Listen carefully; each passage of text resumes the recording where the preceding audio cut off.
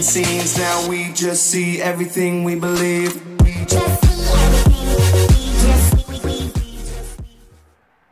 Hello, what is going on, guys, and welcome to part 3 of For Returning Players Post Master Rule 4 or Post Links. Part 3 is going to be the last part for the staples that I want to go ahead and talk about. So for those of you who are here for the first time for these series or the segment, I say welcome.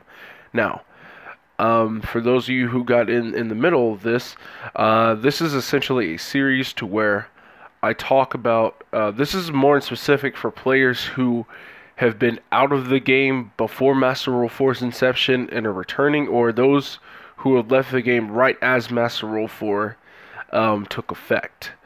So, with that being said, we are on to the staples still, because there are a lot of cards post Master Rule 4 that are being played, and you know, that shouldn't be very surprising.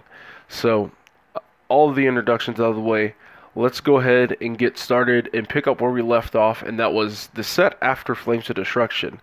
Now, Cybernetic Horizon is the next set, and it did give birth to a new archetype that is seeing high amounts of play because of how splashable this archetype really is, and it's more of an engine than anything else, and that is the Danger archetype. Now, there are 4 cards that you're seeing here.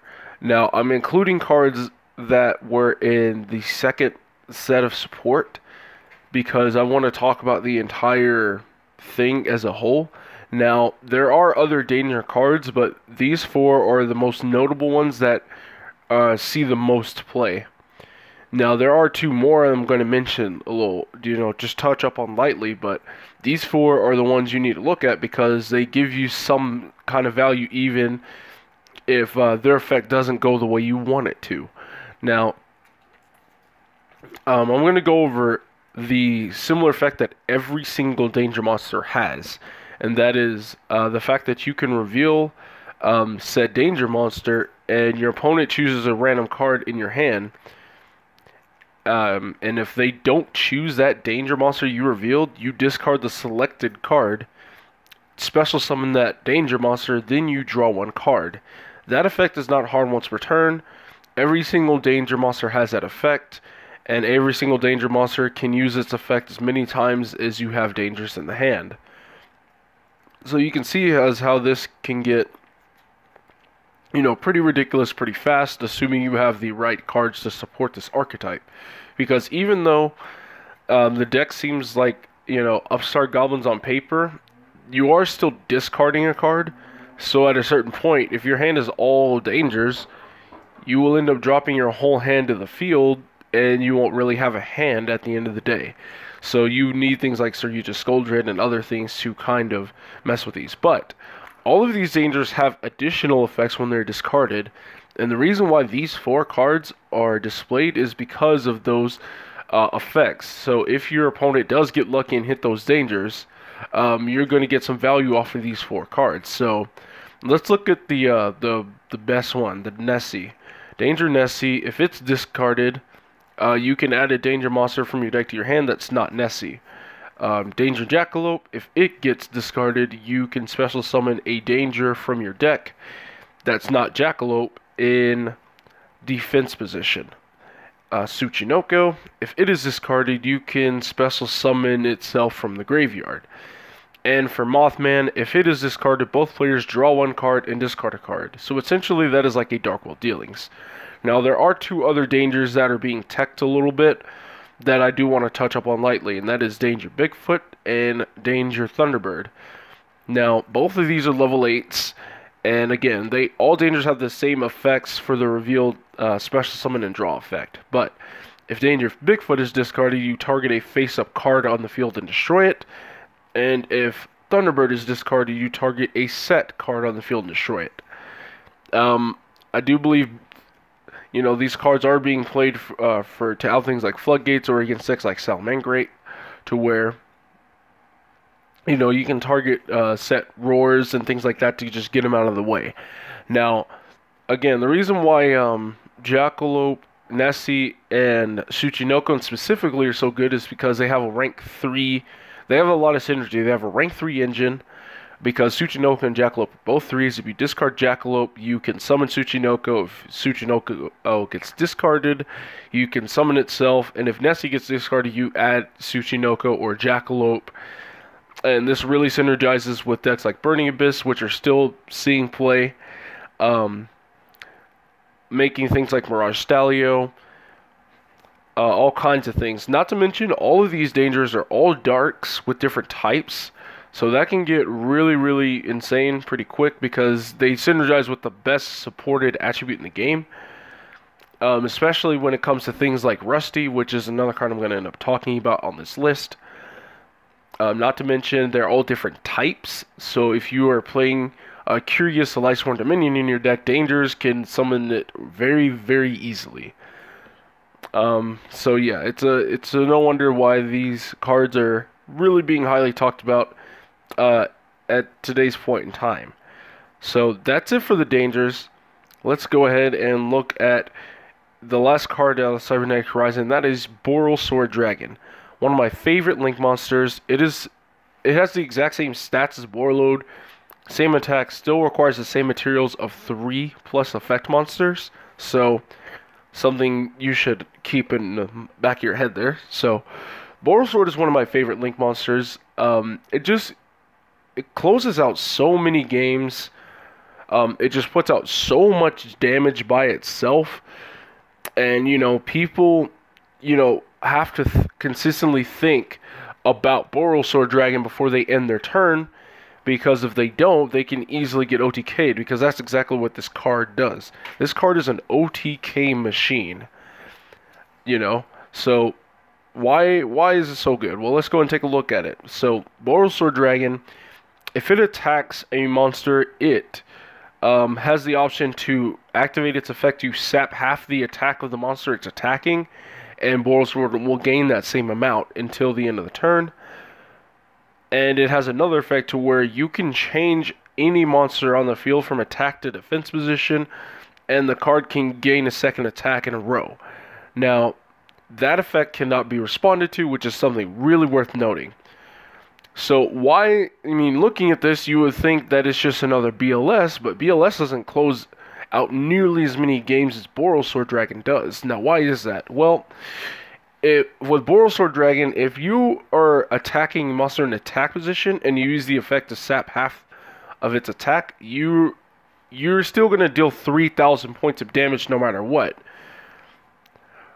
And not to mention, the attack boost stays there. So if I have, let's say my opponent has a monster on the field with 2,000 attack, Borrelsword Dragon, and I have one more monster on my field outside of Borrelsword Dragon that's in attack mode.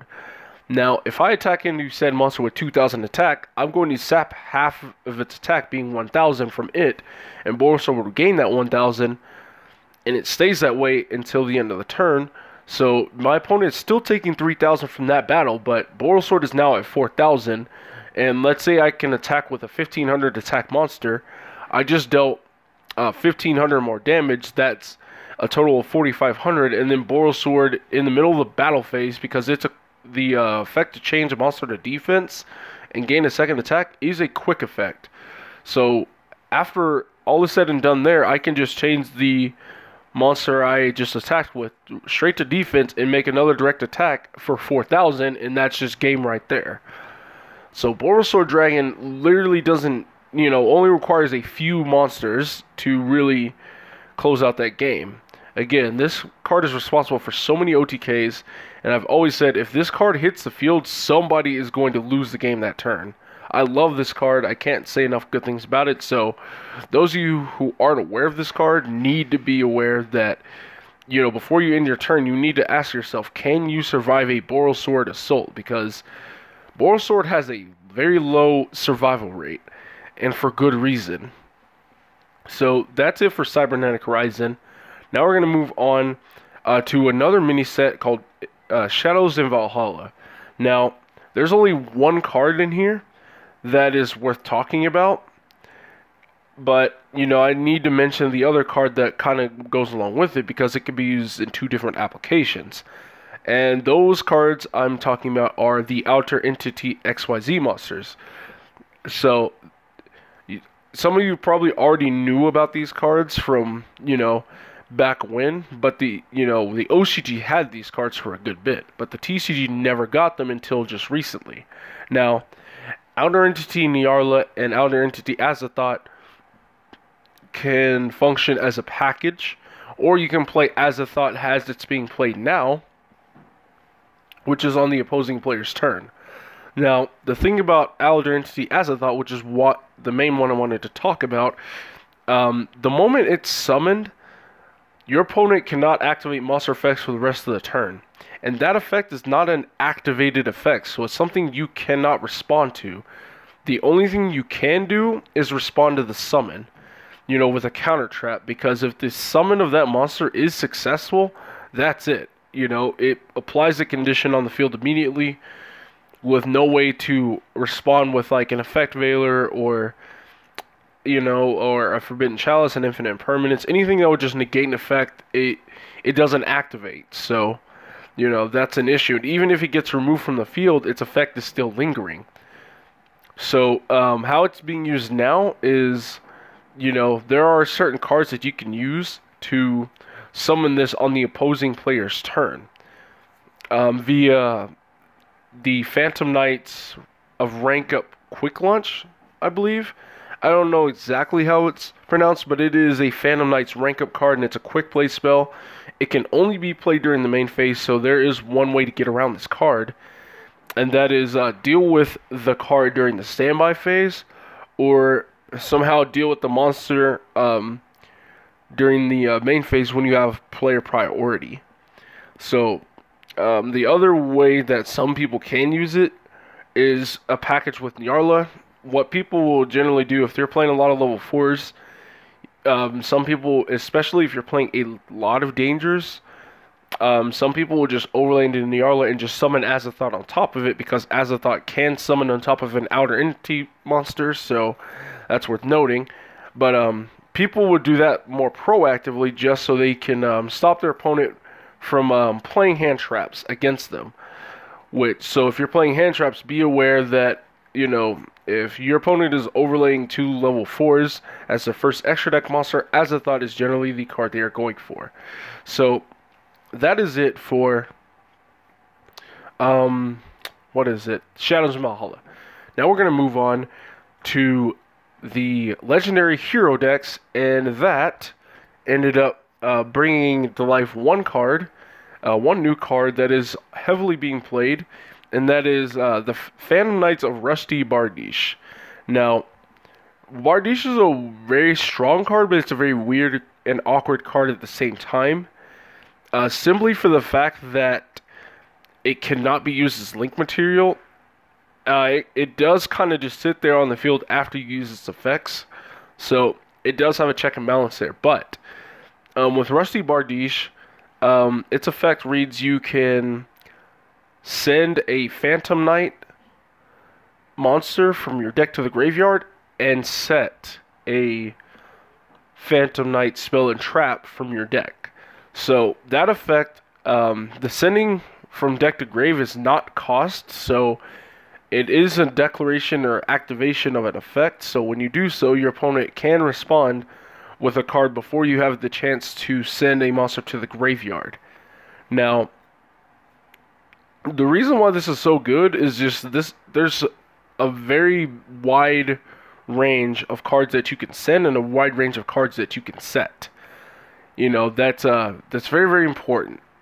The reason why Rusty Bardiche is so good is because it can either act as 2 free interruptions, being sending Boots to the grave to set Fogblade, and banish Boots to search another Fogblade, or it can serve as 2 free extenders, being sending Cloak and setting Shade Brigandine, and banishing Cloak for Silent Boots, so you have 2 free extenders there.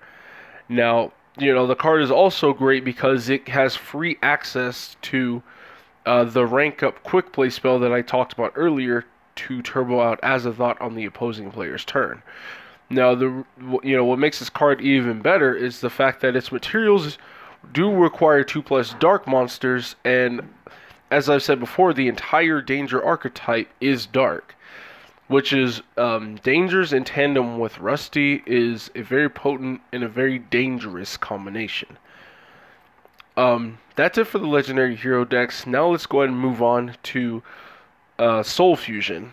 Soul Fusion brought to life the Thunder Dragon archetype, but is not as generic as, some of these other cards. So I'm going to start off with a trap card being Trap Trick, actually. And it's very simple text. When it's activated, you can banish a normal trap from your deck to set a normal trap with that exact same name from your deck, and it can be activated that turn. But when you use this effect, you can only activate one other trap card for the rest of the turn. So this is really, really good for trap decks in general. It gets you any trap card you want on demand, provided that you have at least 2 copies floating in your deck somewhere. So Trap Trick acts as anything. It can banish Artifact Sanctum to set Artifact Sanctum. It can banish things like Torrential Tribute. It can banish Dimensional Barrier. In a deck like Paleozoic, it can banish any and all Paleozoic cards to set. In a deck like Cosmos, you can banish a Cosmojo to set Cosmojo. Trap Trick is used in a lot of decks that use a lot of trap cards for this reason, because it can get you into anything you want. Even a card like Infinite Impermanence, which is a normal trap card. So, yeah. Not to mention that even with that restriction, you can just activate all of your other trap cards first, and then activate Trap Trick to completely get around that clause. So, Trap Trick is definitely something that you need to look out for, or may want to consider if you're playing a trap-based deck. But bottom line, if you are facing a trap-based deck, expect Trap Trick to be played in it in some way, shape, or form. Next, we have a Chaos monster, actually, and that's Chaos Dragon Levianeer. Now, it is a generic Chaos monster, but because of its effects, it does see play in some decks. More than a few, actually. Chaos Dragon Levianeer, you can summon it by banishing 3 lights or 3 darks, or a combination of light and dark monsters, and it does get a specific effect depending on which of those summoning conditions you performed. If you banished 3 light monsters, you can target a monster in your graveyard and special summon in defense position. If you banished all 3 dark monsters, you can shuffle a random card from your opponent's hand into the deck. And if you banish a combination of light and darks, you can destroy up to 2 cards on the field that effect does not target. Now, each of those effects do activate when it's summoned, but keep in mind that this summoning condition is very, very flexible. You can play it in decks like Burning Abyss. You can play it in decks like Lightsworn. It is being played currently in decks like Thunder Dragon and sorts. You can even play it in a deck like Nekroz because, cards like all of those incantations consist of light and dark monsters. And, what's even better about this card is that it is a dragon with 3,000 or more attack and less than 2,500 defense, so it is searchable via Melody of the Awakening Dragon if you want to play it in a deck like Blue Eyes. And it's a dragon that's level 8, so you can banish it off of Eclipse Wyvern and things like that. It just has so much synergy with so many different cards. It had to, I had to give it a mention somewhere, especially if people returning to the game want something simple or something they're familiar with, and maybe want to add something, that gives their deck a little bit more oomph. And Chaos Dragon Levianeer does just that. Now, moving on to the last card of Soul Fusion, we're going to talk about Dino Wrestler Pankratops. It is a common card in the set, and it is the best card in the set because of its applications. Now, it is a pseudo Cyber Dragon. If your opponent controls more monsters than you do, you can special summon this card. You can only summon it once per turn this way. But what makes this makes this card so good is, not just its summoning condition, but its effect. During either player's turn, as a quick effect, you contribute a Dino Wrestler monster, including itself, target a card on the field and destroy it. So it's a very, very annoying card to deal with. It's played in almost every side deck because if it's very, very good for going second. If your opponent is playing Floodgates, you can drop this card. It is a 2600 body. So if your opponent does have any interruption-based monsters that are on the field and they get threatened by it, I mean, it's just as attack alone can deal with it.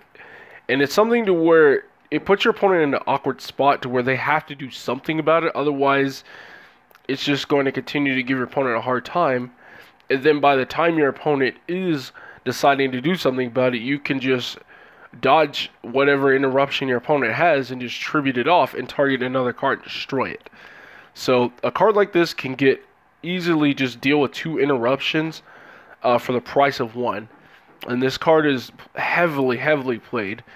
You know, you can just drop this card in any deck you choose to play. If you know your opponent's playing like a deck full of Floodgates, you can just drop this card to the field and play out your normal strategy. And if your opponent does flip over a Floodgate, you can just respond with this card and just destroy it as if nothing ever happened.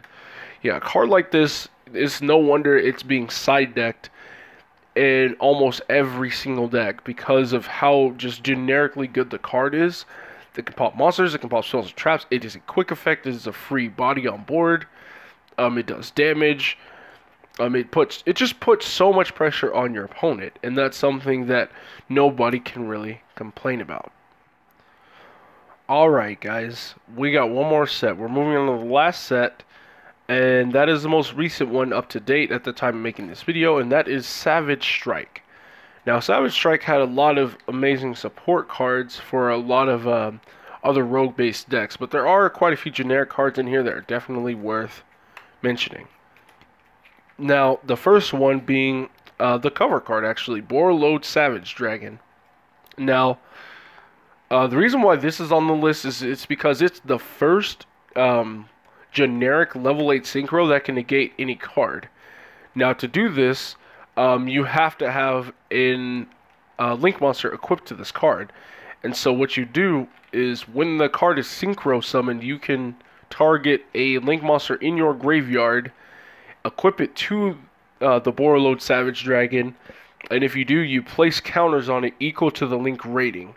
It gains half the attack of the equipped monster, and as a quick effect, once per turn, you can remove 1 Borrel counter from the card to negate the activation of a card or effect. Now, it doesn't destroy the card, but it does negate activations of any card, spell, trap, or monster effect alike.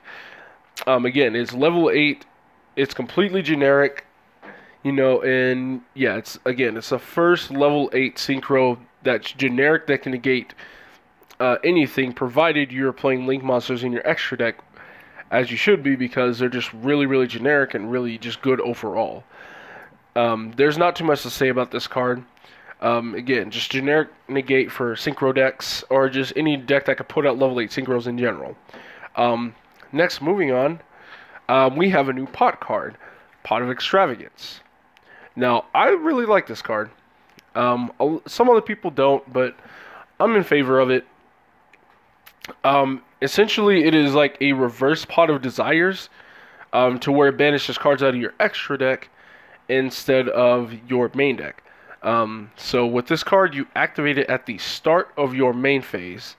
You have the option to banish either 3 or 6 cards from your extra deck face down. Then if this card resolves, you draw 1 card for each 3 cards you banish. So most people will activate Pot of Extravagance and banish 6 cards from their extra deck face down, draw 2 cards. Also, for the rest of the turn, you cannot draw cards with other card effects.